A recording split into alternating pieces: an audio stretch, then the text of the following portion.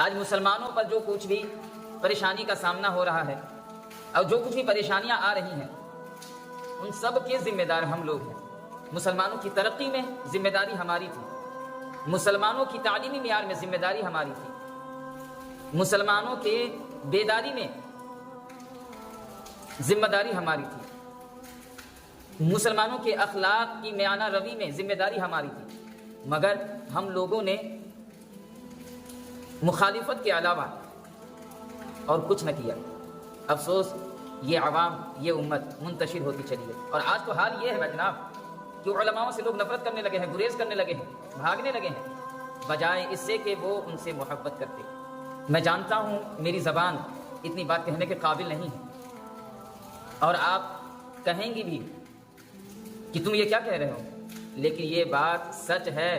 ہم سب کو سننا پڑے گا کہ یہ عوام کی ضرورت کاش ہم بن گئے ہوتے، اس عوام کو کاش ہم نے زندگی دی ہوتی کہ عوام پھر محبت کرنے والی ہو جائے گی، پھر علماء کی طرف متوجہ ہو جائے گی جب ہم ان سے الفت قائم کریں۔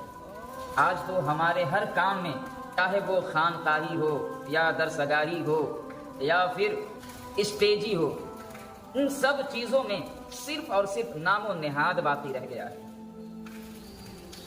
اب اسٹیجوں پہ لوگ جمع ہو رہے ہیں تو اس غرض سے نہیں ہو رہے ہیں کہ تاکہ ہمیں دین کی باتیں سکھائی جائیں گی، بلکہ اس غرض سے ہو رہے ہیں کہ فلاں مقرر صاحب آئیں گے، فلاں نعت خان صاحب آئیں گے، صرف نام و نہاد باقی رہ گیا ہے۔ عزیزو غور کرو کہ برکتیں ہم سے کتنی دور ہو گئی ہیں۔ اگر آج درسگاہ بھی قائم ہے تو اللہ اکبر،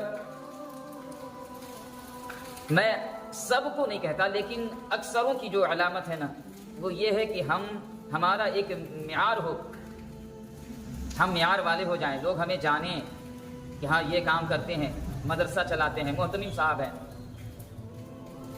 اللہ اللہ، لیکن آج اس دور میں نا جو حال عوام کی ہے نا اس سے بدتر کسی اور کی حالت نہیں۔ نشیڑی گجیڑی ہماری عوام میں ملے گی، جوا خور ہماری عوام، جھوٹ بازی ہماری عوام میں، غیبت بازی ہماری عوام میں، نماز نہ پڑھنا، نماز سے بے توجہی دکھانا ہماری عوام میں، علماء سے نفرت کرنا ہماری عوام میں۔ سب کے ذمہ دار کون ہے؟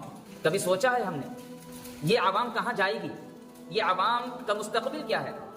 ہم نے کبھی نہیں سوچا۔ کاش اگر سوچ لیے ہوتے، انشاءاللہ اللہ کی رحمتیں بہت وسیع و عریض ہیں۔